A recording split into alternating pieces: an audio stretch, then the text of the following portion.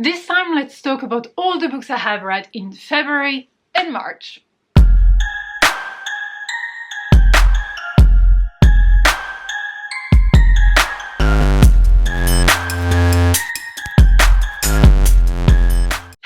What's up? I hope you're good. So yes, wrap up time. I'm gonna do it for February and March to just summarize everything I have read recently. I think, like, I was sure I hadn't read like a lot, but actually I read a decent amount of books the past 2 months. Thanks again to my patrons, to the Winter Pack, for motivating me, and for, like, thanks to all the read-alongs and my friends whom I'm like doing read-alongs or book clubs with. Thanks to stars, I had that. So for the stats, I obviously use a compile system that Jade created. I will link it down below. But basically in February, apparently I have read 9 books, which is pretty decent. And then in March, 8. That's 17 books in 2 months, which is not bad at all. In total in February, I have read 3,622 pages. In March, 2,571 pages, which makes a total of 6,193 pages, if I'm right. So again, it's pretty decent. I did DNF a book in March, which might be a bit controversial here. We're gonna talk about it. I listened to a lot of audiobooks, especially in March. In March, I listened for a total of 62 hours of audiobooks, but 62 hours, it's like the normal speed. You know, like how long is the audiobook? I usually listen 2 times speed, 2.5, 3 times speed, it depends. In February, it was like 34 hours. All the books, I believe, were in English. I don't think I have read anything like in another language. But yeah, though, I don't think I have any other data to offer here, so let's just jump into the books. So the first book I've read in February was The Last Wish, so The Witcher #1, which is like the prequel, like it's a bundle of short stories. I give it 4 stars. It is a high 4 stars. I will link the live show down below in which we talked about it. Also, like, beautiful wolves here with, I mean, wolf, it's just one wolf, but with nature and the mountains, whatever. I'm just a fan of that graphic, and that bird here, I just love it. Not a 5 stars because I really had sometimes a hard time actually going through the pages. I had to listen to the audiobook because I needed that extra help. I'm not sure if it is a book that you need to read before you have read The Witcher or after you've read The Witcher. I don't know how I stand regarding that. I love the fact that I got some background story, so now I might be able to understand like the first novel, like not the bundle of short stories, differently, but at the same time I feel like I would have understood this one more if I knew about the world, because I haven't watched the show, I haven't played the game, so I don't know anything about The Witcher. So yeah, I went into it pretty much not knowing anything except like Geralt and everyone fandoming, do you say fandoming, being a fan of him, etc. So except for that, I don't know anything about The Witcher. So it was very interesting to get some background story and to meet the characters, meet the world, and to discover a bit more about The Witcher, which basically are humans with some kind of powers, and they have been bred in order to, you know, protect the people and to kill the beast, the monster, etc. But at one point there is no monster anymore, so what's the purpose now? And that's what it was about. I'm not gonna go too much into it because I don't know how much can be spoilery or not, but yeah, I did enjoy it. It was a high 4 stars for me because I was pleasantly surprised. So in February we also had the Piratey hosted by Jade, so about power fantasy, you know, books with a wintry setting, fantasy books with a wintry setting, and for that I read quite a few books. The first one was The Way Past Winter, which I have read for the Howling Pack. I actually gave it 3 stars. I'm having a bit of a hard time remembering everything that happened in the book, but I read it like almost 2 months ago, but I really enjoyed the vibe of it. Obviously very wintry with the kids, but also it was like Slavic inspired, so I love that, with some mythology, with some beliefs, etc. So I found it quite attractive. I mean, it was attractive to me, like it was calling me, but some things bother me because it is mid-grade, and there is one scene I was like, whoa, that for mid-grade is a bit weird, but except for that it was good, but not like unforgettable, if that makes any sense. I still loved our main characters. I still love the fact that you don't have like a proper name till you turn like a certain age, etc. So many things that reminded me of home and that I really enjoy. So I would still recommend it, just not unforgettable. But yeah, basically you have 4 kids living together, 4 if I remember well, and one day the dad disappears and they have to survive together in the middle of nowhere, in the middle of a huge winter, and it gets a bit more complicated. Someone else disappears and yeah, they're going after that person. Then I've read The Burying Grounds of 4 stars. I give it. It is written by David A. Robertson, so it is about Native Americans, so indigenous people, and I actually really love that one. I was not expecting it to be a portal fantasy and a polar fantasy, so that's why it gave me some like Narnia vibes, but just because it was portal and wintry at the same time, and because there were animals included in that. So yeah, it reminded me of Narnia, but please don't go into that book comparing it to it. But I really did enjoy it. It was not a 5 stars because I wasn't like always like looking forward to the next page or whatever, but I really did enjoy it. I found it heartwarming. I love reading about the characters, and I'm definitely going to be continuing with the series because it is actually a series, and I hope we get to navigate more all those worlds and all those beliefs and things that I'm not familiar with. I really had a great time. I love the writing style. I was just not like hooked, like that hooked to make it like a 5 stars, but I really did enjoy it. And also something very important that was like handled in that book, or at least talked about. I don't know if it was well talked about or not because I'm not familiar with that, but it was about a girl who is indigenous adopted by non-indigenous people, and how can you make the kid comfortable with their own culture while being in a family that doesn't share that culture. And it was like a bit of the clash of both of them. I found it well done, but again, I cannot talk.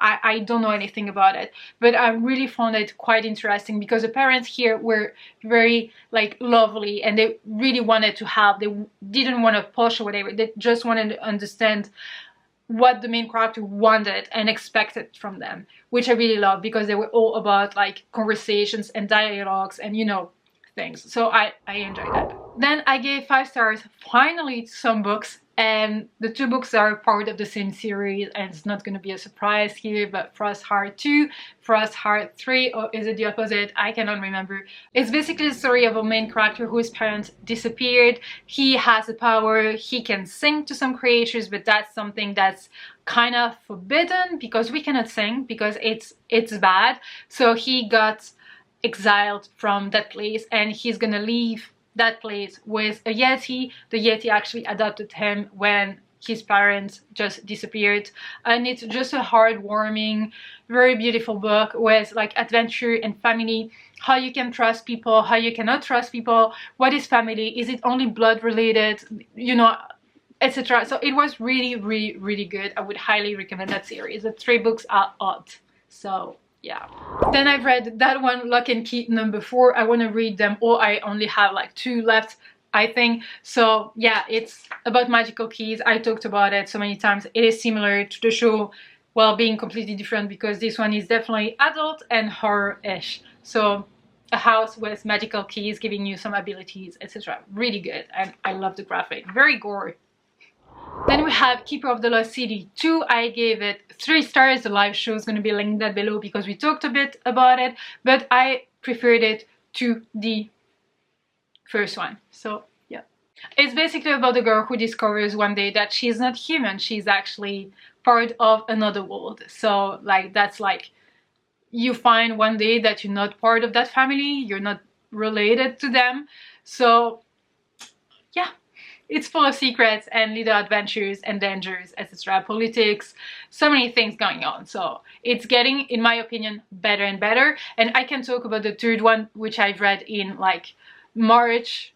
Yes, March. I gave it 3 stars as well, but this one was like a 3 stars, but the 3rd one was a 3.5 stars. So for me, it is actually getting better. I'm getting attached to the characters more and more, which is good. A book I gave 2 stars to, which is probably going to be an unpopular opinion here, it is Jade City.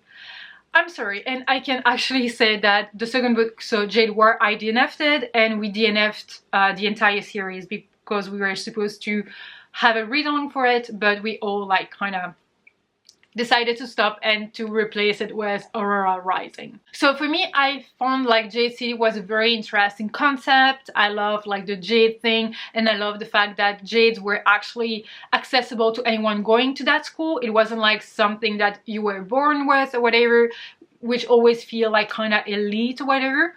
But what was weird for me was the urban fantasy kind of vibe, because I was constantly reminded that, oh, the taxi is here, oh, the phone is here, or whatever. And urban fantasy and we don't usually do good together. We don't like each other. So that, and also the writing style, I felt like it was a lot of explanation throughout, like through people's dialogues and conversations, but not us living, like experiencing actually what was happening or what was going on or what they talked about, etc. And I found it very like textbooky. Like I felt like I was reading a historical book, not fantasy, historical book. So that I didn't vibe with it, and the third one was really painful to read for me. I don't think there is anything wrong with the book. If you loved it, if it's one of your favorites, good for you. It was just not for me. So I'm sorry. And I have the Jade City book. I don't know why I did not show it, but... And then the last book I've read, or more or less DNF'd. Oh, I DNF'd it, no? But... Oh no, I've read it. I wanted to DNF it, but I've actually finished it. I gave it 1 star. And it is like, I did not give it 1 star on Goodreads, because when I DNF a book, I don't rate it, whatever the amount of pages I've read. And when I feel like it's not a book for me, and I still read it for a read-along or book club, I don't rate it on Goodreads. But it is the Spanish love deception thingy. This book was everything I don't like about romance. Everything I don't like about romance. That's all I'm gonna say, because there is nothing wrong with this book. It's just not for me. Absolutely not for me. But I read it because it was picked for the Enchanted Book Club. And I finished it because I didn't want to DNF like the 3rd book or the 4th book in a row for that book club. And oh no, not for me. It was cringy. But again, if you're into romance and love that book, I'm happy for you. I am not a romantic, smutty kind of person. I believe that was it for February. I mean, I already talked about some books that I read in March, but let's move on officially to March. In March, I've continued with the Motherbot series. So I've read Fugitive Symmetry. No, first that one, Network Effect. Then I've read like a short thing, like it's not like a novella or whatever, it's just like a very short story online that you can read on Tor's website. And then this one, all 3 5 stars. I'm loving that series. I vlogged it for the Snowstorms, part of my patrons, the top tier. And yeah, I just love that series. I did not expect to actually love Motherbot that much. It's such a great character, and it's not just a robot, it's so much more than that, and you have so much depth into it. And like all the other characters, I just love the world. I just love some of the characters we get to meet a few times. I just love the writing style. I was a bit confused because all are novellas and this one was actually a novel, and I actually loved it and it actually made sense.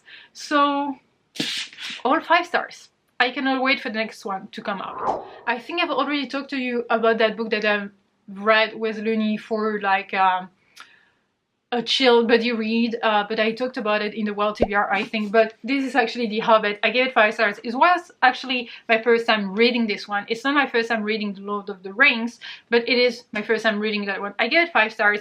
Really love the fact that you have Bilbo, who's gonna be a hero, but unexpected hero in some way, because he's like kind, nice, but actually he's nice in a very selfish way, because as long as he is nice, people are gonna let him live his lives or whatever. They're not gonna bother him or whatever, and that's what he wants, just to be left alone and no one to talk to him and blah blah blah blah.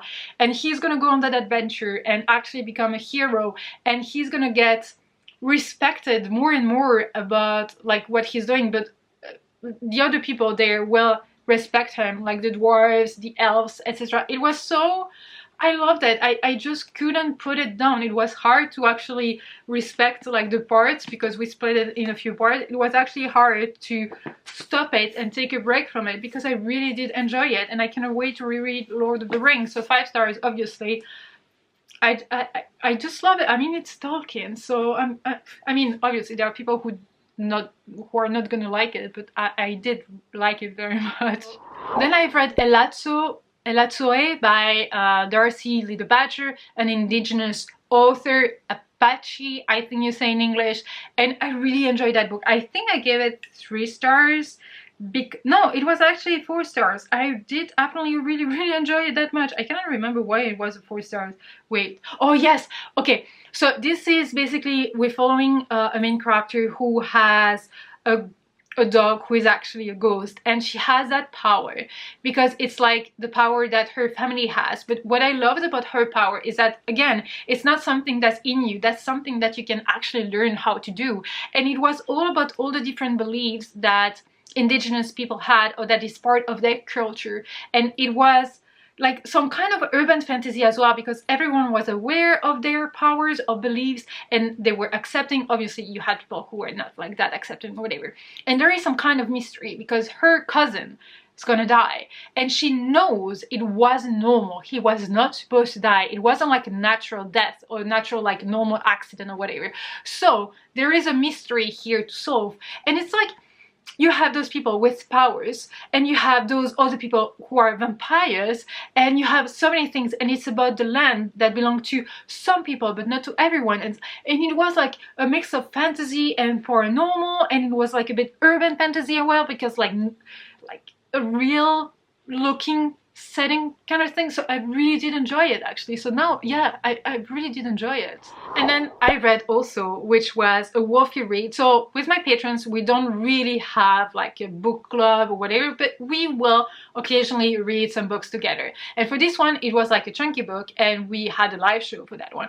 And it was The Piratey of the Orange Tree. Yeah, I don't know how many times I've read that. I will never read that book because it was so chunky, and I'm sure I wouldn't love it as much because everyone was raving about it. I actually read it and gave it 4 stars. Not quite 5 stars, because for me it was a bit slow, and there were some like things that didn't make any sense or whatever. I didn't find logical, and I still have like some, I don't know, some parts I was like, okay, sure. But I did really enjoy what the author did. Like the writing style, I think, was the main thing in this book. Because of the way it was written, most of the book just worked and clicked together with the different like chapters and different point of views, and like it was just so well done. Like I cannot get into it much because spoilers, but like the point of views we were following, the way they talked at the beginning and at the end, character development was well done.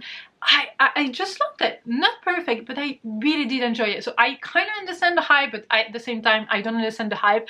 But this book felt like a bundle of like so many tropes. Like it is a high fantasy, it has dragons, it has magic, it has LGBTQIA plus relationship, and you know, there is like a war, it's a bit politic and whatever. It was well done, but it was like a bundle of something. It's not unique, it's not different from anything else, it's not like a new concept or whatever. It was a bundle of everything we already know in fantasy, but it worked.